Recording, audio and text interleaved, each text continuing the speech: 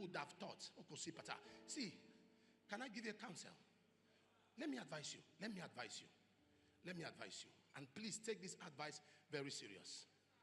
If you work in an office or you're in an organization, whatever you do, and there is a discussion that someone should be dealt with, someone should be disciplined, someone should be frustrated, someone should be pressured till the person loses the job, I beg you, never be part of it.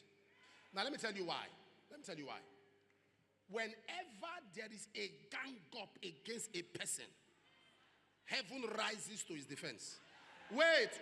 Even if he's wrong. You don't understand what I'm saying? Yeah, that's what people don't know. They think that once a person is wrong, we should gather and fight him. No. Because that is the work of the Holy Spirit, not you. Once you gather, okay, let me show you something. Are you aware there were two women in the life of Jacob? One of them was hated, her name was Leah. She was not just disliked. The word hate is a strong word. She was hated. When God saw she was hated, Genesis 29, God opened her womb. The other was Rachel. Rachel was the one that was loved. Rachel had two major children, Joseph and Benjamin. Saul, who became a disaster to Israel, came from Benjamin. Came from the tribe of Benjamin. Came from the loins of Rachel, the one that was loved. Levi, who till today, all of us, we are spiritual Levites. Levi, a tribe that Moses came from the loins of Leah, the one that was hated. Never conspire, never join anybody. Once you conspire to hate somebody, heaven makes sure that person is lifted to frustrate you. Should you be angry when offended? Yes.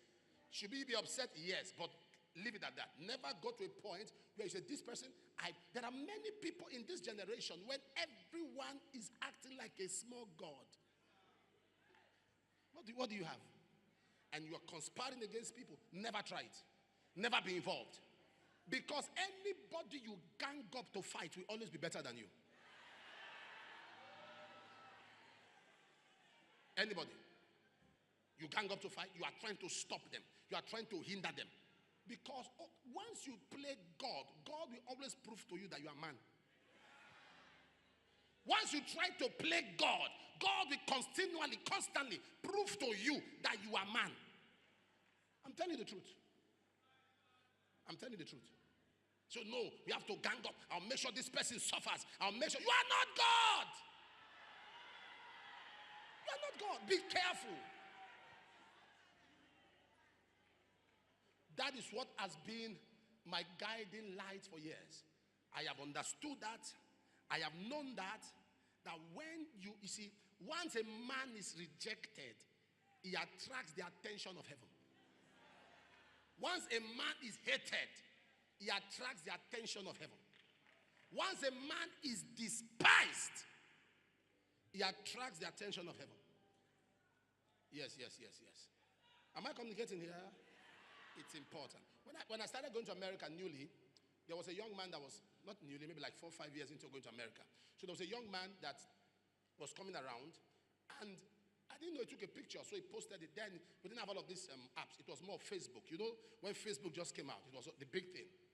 And he posted it.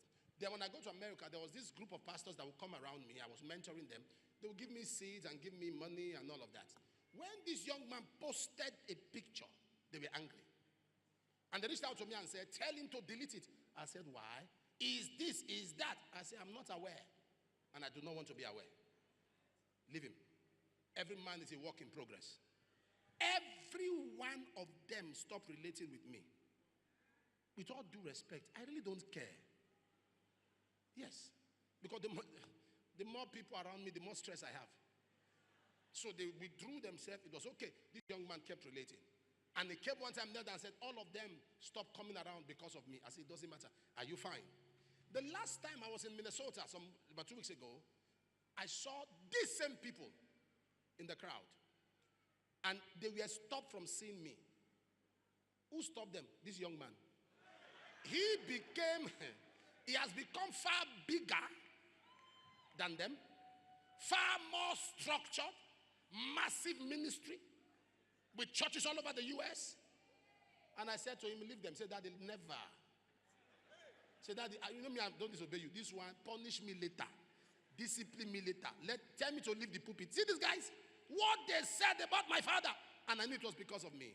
I said, let them come. And they were crying. And I sat them down. I said, listen. The character of our kingdom is the character of ability to know that every man is a work in progress. Okay, do you know why you are alive? The reason you slept, you woke up, and you are still alive, is because you are imperfect. The day you attain the zenith of perfection, you go. You won't stay here. Because corruption cannot stay in corruption. No. Once you, only Enoch got to that level. Once there was blamelessness in Enoch, he attained the height of perfection. God just took him. So if you are still alive, you are not perfect. Because the fact that you are still living on this world, it shows you are imperfect. I don't believe I'm talking to somebody. Learn not to be involved in conspiracy. God hates conspiracy. David's son had every reason to take David out. But just because there was a conspiracy, God said, no, I don't support this.